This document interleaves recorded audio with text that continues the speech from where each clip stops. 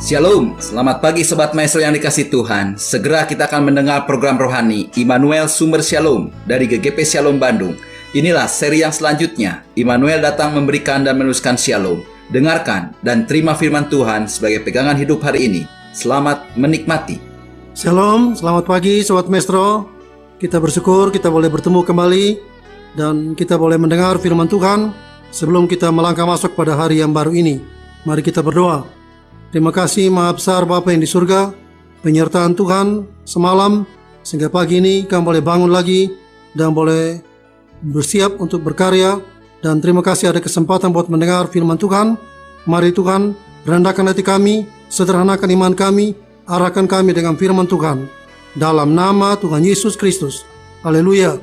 Amin. Kita mau merenungkan firman Tuhan. Kita mau membaca Roma 12 ayat yang pertama. Karena itu, saudara-saudara, demi kemurahan Allah, aku menasihatkan kamu supaya kamu mempersembahkan tubuhmu sebagai persembahan yang hidup, yang kudus, dan yang berkenan kepada Allah.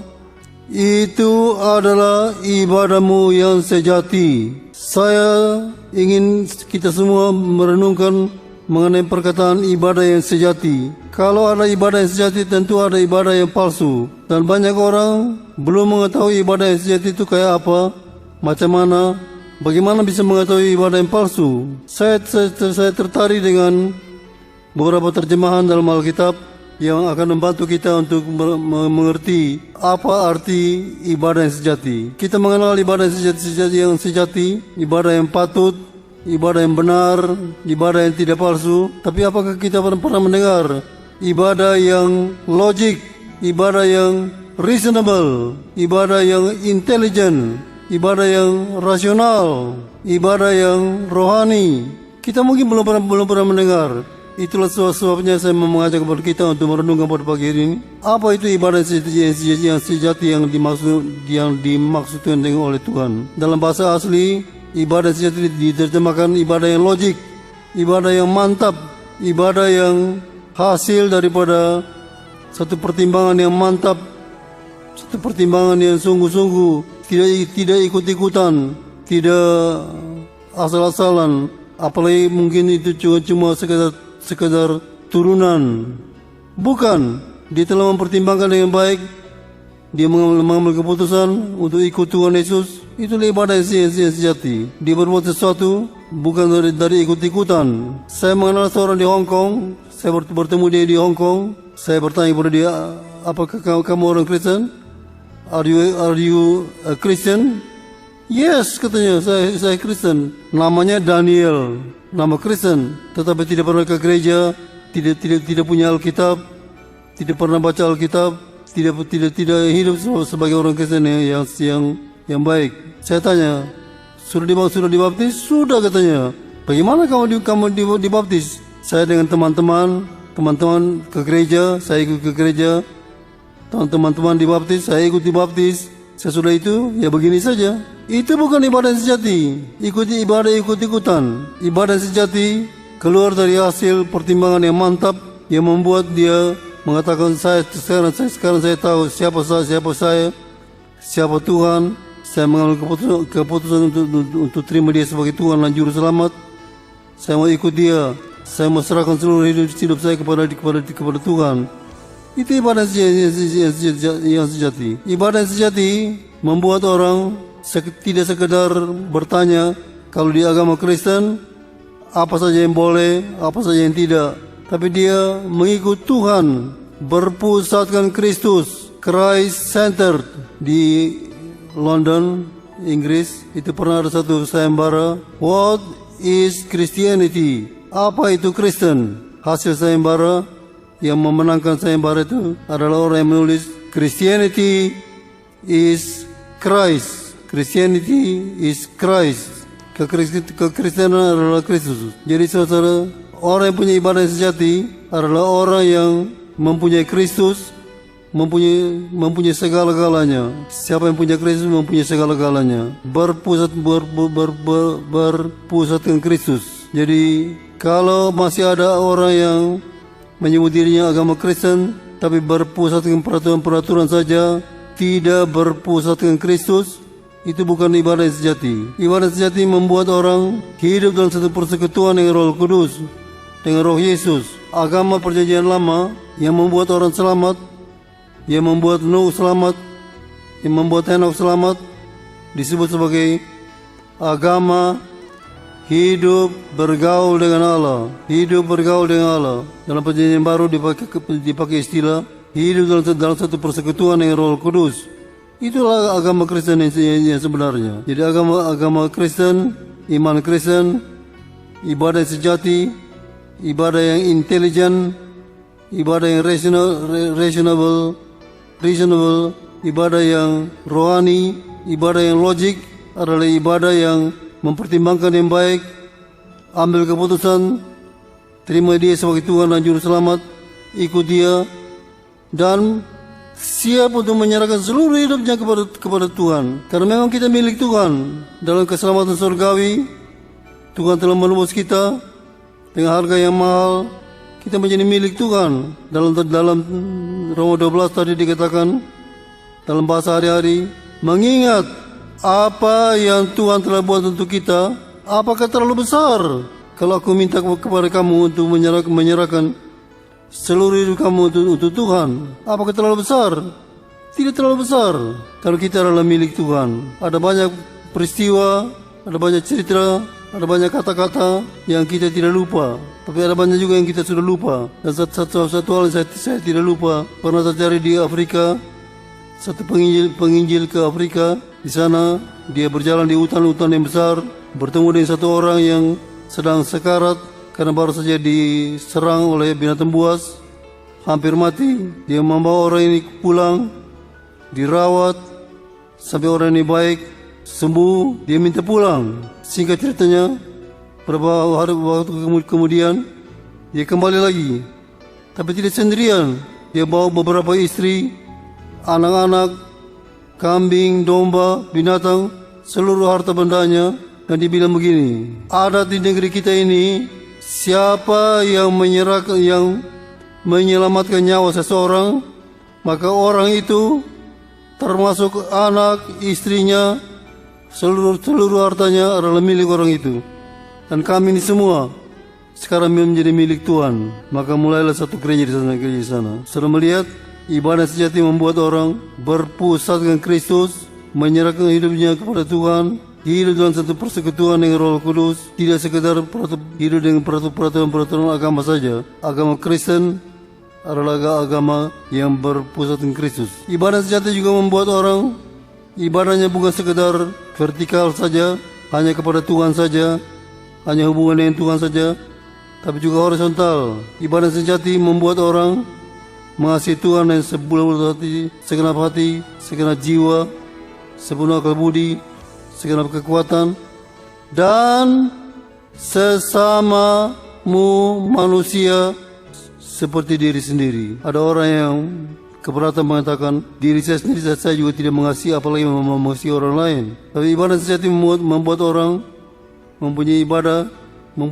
mempunyai kerohanian yang vertikal maupun yang horizontal, yang ke atas maupun ke samping, mengasihi Tuhan dan mengasihi sesama. Itulah ibadah sejati. Ibadah sejati membuat orang bertumbuh dalam Kristus, di dalam Kristus. Saya sering katakan dalam acara-acara kematian, kita hidup ini dalam 3 tahapan. Tahapan yang pertama, kalau kita percaya pada Tuhan Yesus, kita hidup di dalam Kristus, bertumbuh dalam Kristus. Kalau kita meninggal, kita pergi tinggal beserta dengan Kristus. Kalau Tuhan Yesus datang, kita akan diubahkan sama seperti Kristus. Jadi yang pertama adalah di dalam Kristus, hidup dalam Kristus, ciptaan baru, berubah, diproses, makin hari makin sama seperti Kristus. Makin hari makin sama seperti Kristus. Bukan sekedar tipuan mata, tapi benar-benar diproses, diubahkan sehingga makin hari makin sama seperti Kristus. Kalau Kristus suka ke gereja, kita juga suka ke gereja. Kalau Kristus suka baca Alkitab, kita juga suka baca Alkitab. Saya tertarik dengan Alkitab. Kalau saya membaca, Tuhan Yesus pergi berdoa seperti biasanya, katanya. Tuhan Yesus pergi ke tempat ibadah untuk beribadah seperti biasanya. Ada kata seperti biasanya. Ini bagus sekali. Jadi orang yang bertumbuh dalam Kristus makin hari makin sama seperti Kristus, meneladani Kristus. Jadi hidup seperti Kristus. Sadhu Sundar Singh, seorang penginjil dari India, orangnya kecil, pendek, berjenggot, berjubah. Dia banyak membawa orang kepada Kristus, menginjil. Tapi yang saya selalu ingat adalah kalau orang tanya, kamu kenal Sadhu Sundar Singh? Siapa itu? Itu yang biasa menginjil. Oh, itu Yesus kecil katanya. Yesus kecil.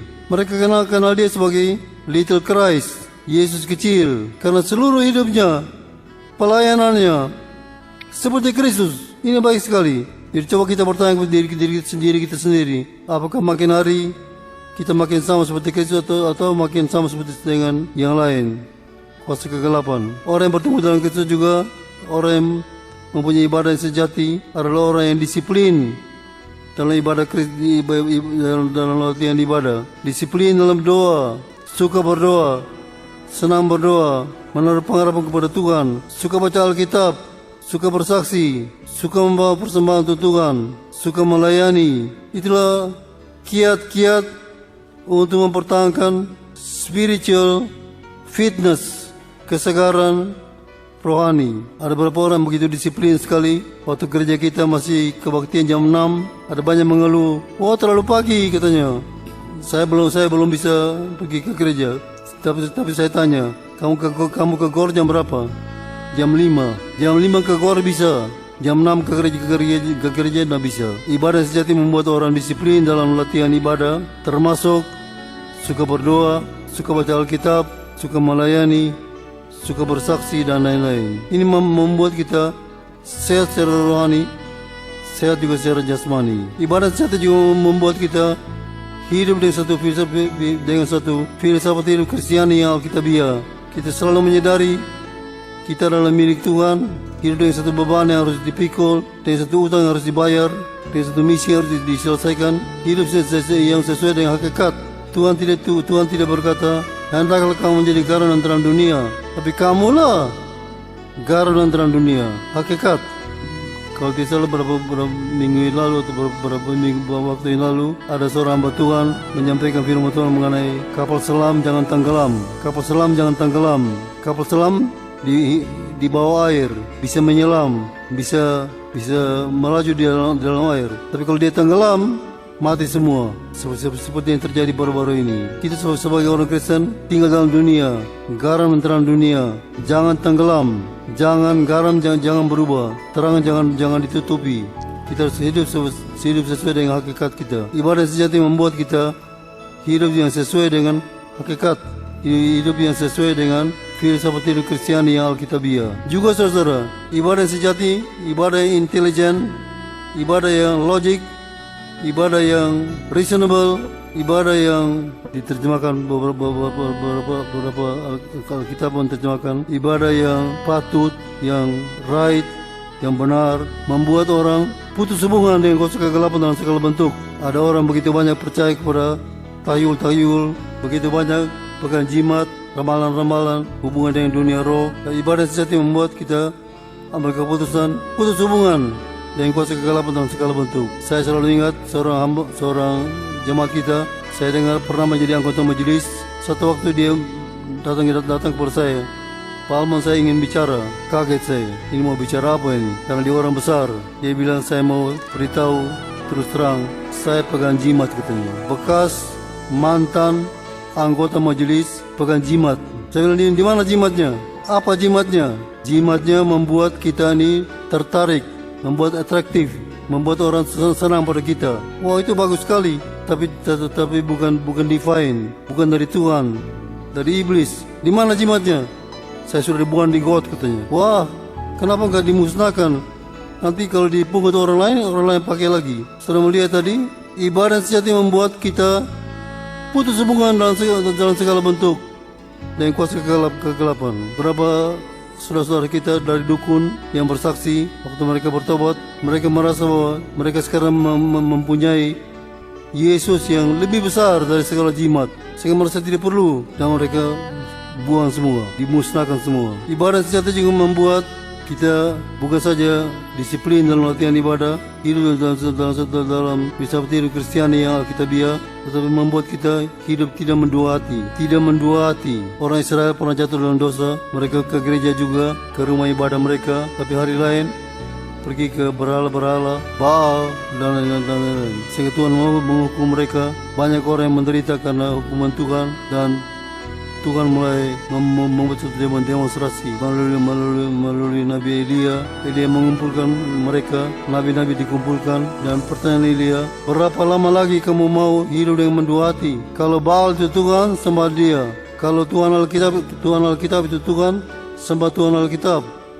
Jangan mendua hati. Jangan hari kebaktian pergi ke Tuhan, hari lain pergi ke berhala-berhala. Jangan mendua hati. Dan akhirnya setelah singkat ceritanya, Tuhan membuat demonstrasi yang besar, kirim api dari surga, membakar segala korban-korban yang dipersiapkan, dan mereka semua bertobat, dan mereka mengatakan, Tuhan dialah Allah. Tuhan Alkitab, dialah yang patut disembah. Jadi ibadah sejati membuat kita tidak ada Tuhan yang lain, tidak ada ilah-ilah yang lain.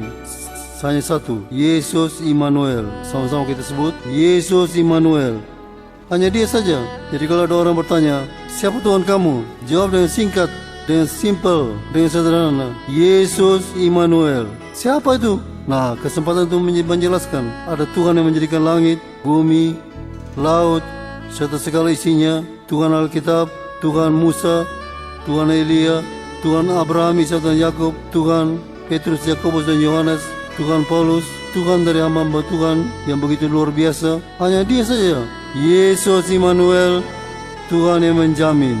Jadi jawab dengan singkat, Tuhan kita adalah Yesus Immanuel. Ini membuat kita bersyukur kita punya Tuhan yang lebih besar dari segala-galanya. Tidak mendua hati. Ibadah sejati juga membuat kita tidak hidup percuma.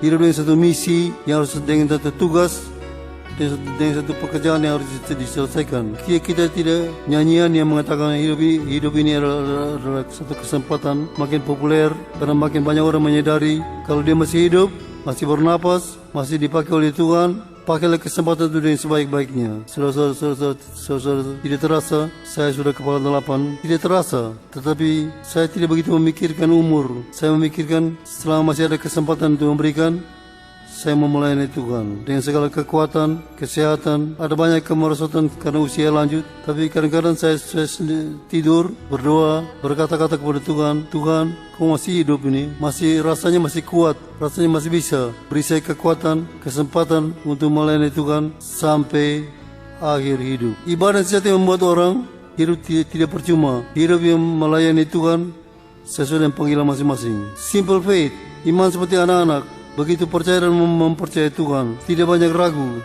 tidak banyak tanya, tapi selalu bersyukur kita punya Tuhan yang hidup dengan segala tantangan-tantangan yang ada, baik wabah maupun kesulitan-kesulitan dalam ekonomi dan lain-lain, membuat banyak orang jadi bimbang, ragu. Kembali baca Alkitab, kembali kepada firman Tuhan, kembali kepada Tuhan Alkitab, kembali kepada Dia yang menjadi sumber segala pertolongan, sumber segala pengharapan, kembali kepada Dia yang lebih besar dari segala masalah-masalah, dan Tuhan akan menyelesaikan bagi kita. Selama Tuhan masih memberi inspirasi, selama Tuhan masih memberi firman, saya masih meneruskannya. Nanti kalau Tuhan sudah tidak lagi memberi firman Tuhan, the stop, saya mengatakan itulah waktunya, saya juga akan stop. Tapi selama Tuhan masih memberi firman Tuhan, saya akan masih teruskan kepada jemaat, kepada semua hamba Tuhan, sehingga nama Tuhan boleh dipermuliakan. Saya selalu ingat seorang pemazmur berdoa, berkatilah aku sementara Tuhan memberkati umatmu.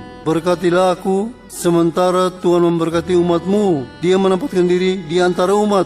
Dia tidak mengatakan memberkatilah aku. Yang lain itu bukan urusan saya. Berkatilah aku sementara Tuhan memberkati umatmu. Dia menempatkan diri di antara umat-umatnya. Jadi kalau Tuhan memberkati umat Tuhan, dia juga ikut diberkati. Dan Tuhan senang memberkati gereja, termasuk kita, termasuk saudara dan saya. Jadi kita bersyukur kita punya gereja, kita punya persekutuan. Manfaatkan ini dengan sebaik-baiknya untuk menyembah Tuhan secara bersama, ibadah bersama, saling mendoakan, saling menopang, saling mendukung satu kepada yang lain. Saya Saya teringat ada gereja di Jakarta, ada masalah sehingga ada banyak orang yang pindah. Tapi beberapa encim itu tidak pindah. Saya tanya encim nggak ikut pindah? Oh, nggak bisa katanya. Kenapa nggak bisa?